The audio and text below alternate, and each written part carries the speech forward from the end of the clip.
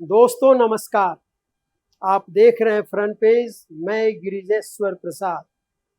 JPSC की परीक्षाओं में धांधली के आरोपों की सीआईडी जांच से जो तथ्य सामने आ रहे हैं वे काफी चौंकाने वाले हैं। ये तथ्य बताते हैं कि जेपीएससी में किस हद तक खुला खेल फर्रुखाबादी चल रहा था और सरकार भी आंख कान बंद कर सोई हुई थी।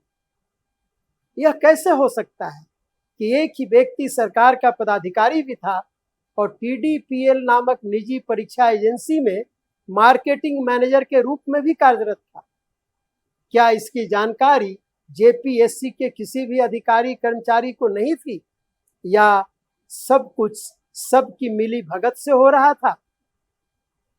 सच चाहे जो भी हो, सीआईडी की जांच में तत्काल जो तथ्य निकलकर सामने आ रहे हैं वे जेपीएससी के साथ सरकार को भी कटघरे में खड़ा करते हैं। शायद यही कारण है कि झारखंड सरकार की मुश्किलें लगातार बढ़ती जा रही।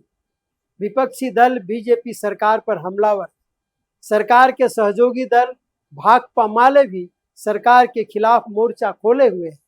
वामपंथी छात्र संगठन आइसा भी विरोध प्रदर्शन कर रही है और सरकार बचाव की मुद्रा में है।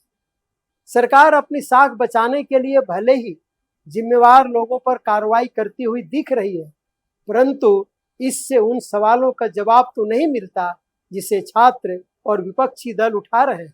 तात्कालिक विवाद भले ही 14वीं जेपीएससी परीक्षा को लेकर हो, लेकिन इसने कई गंभीर सवाल खड़े कर दिए हैं।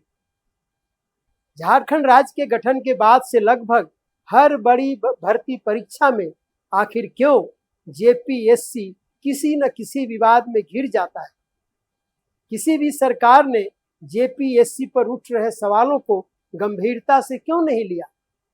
ऐसा क्यों है कि जिन धांधलियों के आरोप उस समय के मुख्यमंत्री बाबूलाल मरांडी की सरकार में लगे, वैसे ही आरोप बाकी मुख्यमंत्रियों के कार्यकाल में भी लगे और अब ठीक वैसे ही आरोप हेमंत सोरेन के कार्यकाल में लग रहे हैं।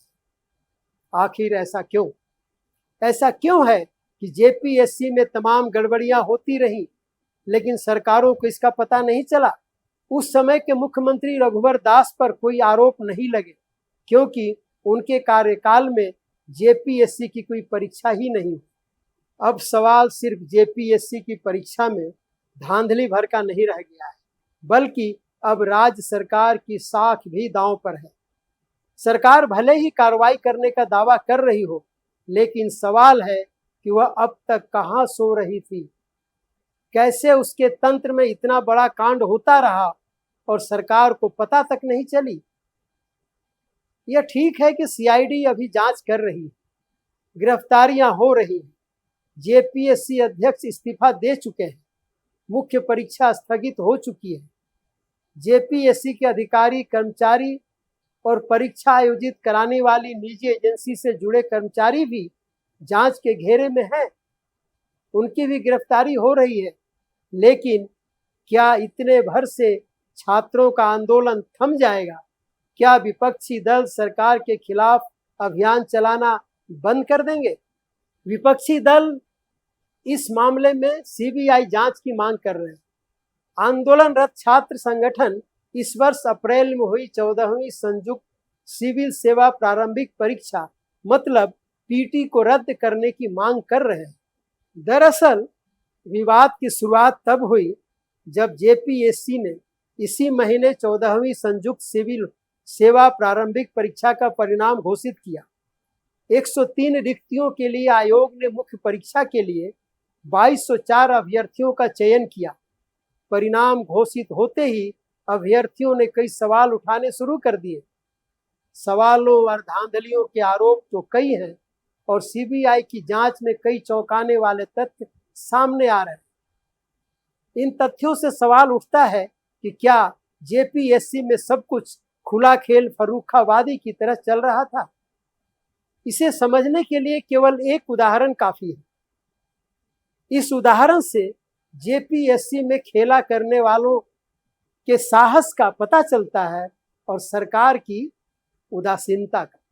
मीडिया रिपोर्टों के अनुसार गोड्डा जिले का प्रखंड आपूर्ति पदाधिकारी BSO मतलब ब्लॉक सप्लाई ऑफिसर अभय तिवारी उर्फ मनोज कुमार तिवारी सरकार का पदाधिकारी रहते हुए वह लखनऊ की TDPL नामक निजी परीक्षा एजेंसी में मार्केटिंग मैनेजर के रूप में भी कार्यरत था।